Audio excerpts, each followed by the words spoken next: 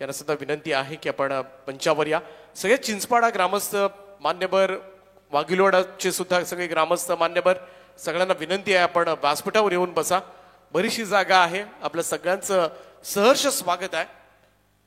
कारण सगळ्यांची गरज आहे. बक्षीस समारंभाला आम्हाला होऊ शकेल सगळ्यांची मदत. त्यामुळे सगळ्या आमच्या मान्यवरांना विनंती करतोय की आपण मंचावर या.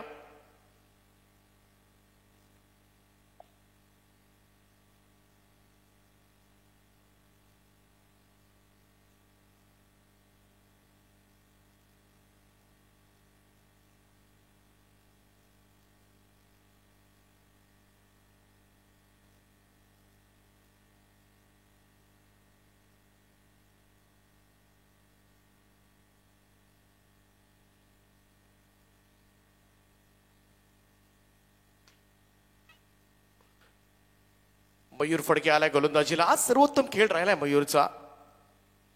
आणि बघाशी 44 धावाच्या ठोकल्यात मनीष कुटले, त्याच्यासाठी गोवर्धन कुटले यांच्याकडून 1000 रुपयांचं कॅश प्राइज आलंय. त्यांचं सुद्धा आम्ही आभार मानतोय.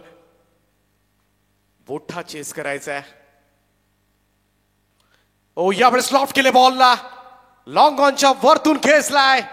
ओमकार पाटीलच्या बॅट मधून येतोय पहिला जबाब, षटकार.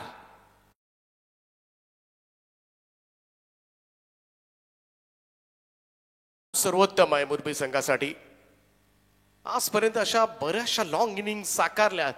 लक्ष मोठं आहे 2 ओव्हर्स मध्ये जरूर, परंतु ओमकार पाटीलचा खेळ पाहण्यासाठी मात्र मोठ्या संख्येने प्रेक्षक येत असतात. व्हेरी पॉप्युलर, लोकप्रिय खेळाडू. थोडासा मागे निघून खेळण्याचा, शॉट बनवण्याचा प्रयत्न केला होता, परंतु वेग प्रचंड आहे, अचूकता आहे, लेंथ बॉलिंग होते. आज संपूर्ण दिवसभर आपण पाहिलं नाही या गोलंदाजाकडे, तर मयूर फडकेनं गोलंदाजी मधला सर्वोत्तम खेळ केलाय. आज एक मेडन ओव्हर सुद्धा टाकले या गोलंदाजानं.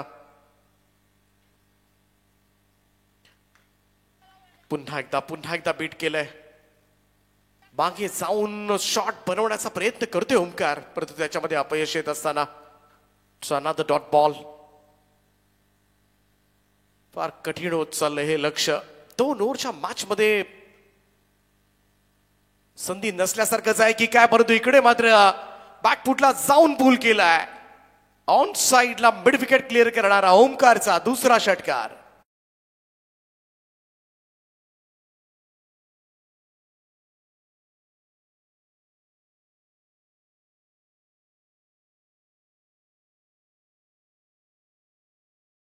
आपल्या फलंदाजीतलं कौशल्य दाखवतोय. भले टार्गेट कितीही मोठं असलं तरी मी माझा नैसर्गिक खेळ करणार, आणि हेच दाखवून देत असताना ओमकार.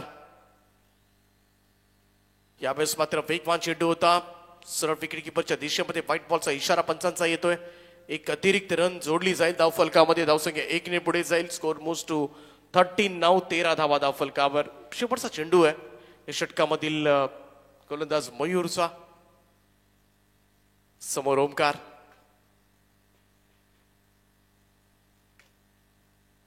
फुल लेंथ होता. इकडे फार तर सिंगल मिळेल. एकच धाव येत असताना पहिल्या षटकाचा खेळ समाप्त. स्कोर झालाय मुरबीचा 14 धावा. 6 बॉल मध्ये 32 धावांची गरज आहे.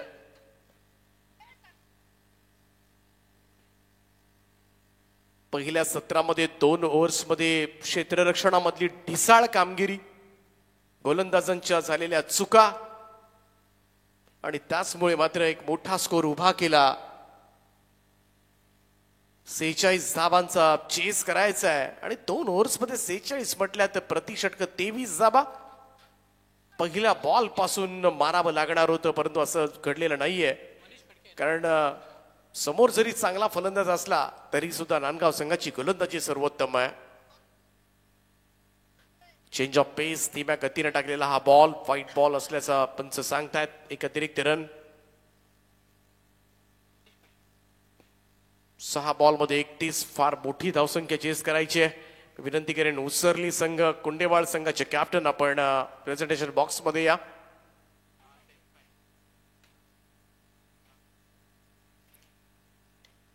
Lower full toss ball square लेगला धाडलाय.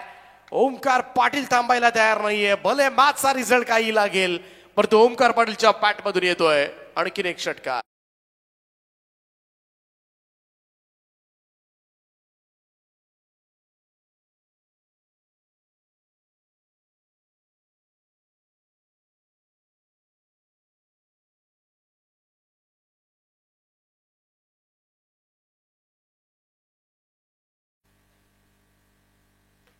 मनीष फडके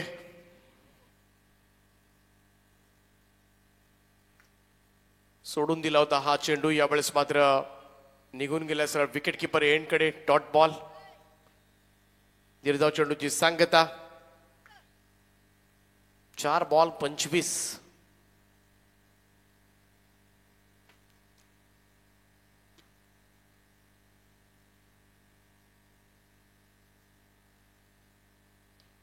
चांगला बॉल होता यावेळेस. खोलवर टप्प्याचा चेंडू होता. फॉर्क केलं होतं. कोणतीही धाव नाहीये. ओमकार पाटीलला सुद्धा कळून चुकले. आता मात्र मॅच मध्ये फार काही राहिलेलं नाहीये. 3 बॉल मध्ये 25 जबा करायच्या आहेत. खरं तर दोनही ठिकाणी स्पर्धा जिंकण्याचा जो विचार होता मुरबी संघाचा, परंतु इकडे सध्याच्या घडीला ते कठीण वाटते. परंतु बाईचा चौकार मात्र मिळेल. थोडंसं प्रभावाचं अंतर कमी होऊ शकेल. बरेचसे संघ एका दिवसामध्ये 2-2 ठिकाणी खेळतात आणि त्याला कारण फक्त संघच आहे असं नाहीये. आयोजक सुद्धा जबरदस्तीनं त्यांना खेळवायला लावतात. सकाळच्या सत्रामध्ये इकडे राऊंड आहे, तर दुपारच्या सत्रामध्ये आम्ही तुमचा चौथा ठेवतो, खेळायला आहे आमच्याकडे. ही मागणी सातत्यानं आयोजकांच्या कडून सुद्धा होत असते. Lower full toss ball sweep केलाय. स्क्वेअर लेगला बॉल चाललाय सीमारेषेच्या पलीकडे.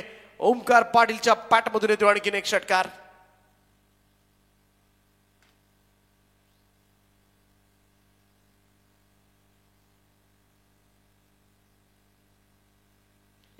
धावा धाव फलकावर. पहा 2 ओव्हर्स मध्ये 46 टार्गेट आहे, परंतु मुरबीनं सुद्धा 31 काढल्यात. हे झेल चांगलेच महागडे ठरलेत मुरबी टीम साठी. आणखीन एक ऑन साइडला उडवलाय बॉल मिड विकेट बाउंड्री लाईनच्या बाहेर.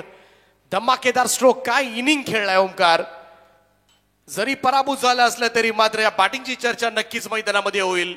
Super batting. तिन्ही टीमचे कॅप्टन आपण लगेच या. अजिबात वेळ घालू नका.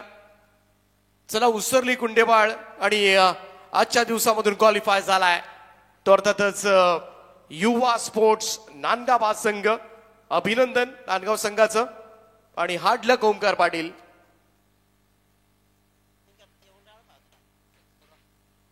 कॅप्टन अजूनही येत नाहीयेत, अन्यथा 2-2 चेंडूंचे सामने खेळवावे लागतील, अन्यथा टॉसवर खेळवावं लागेल.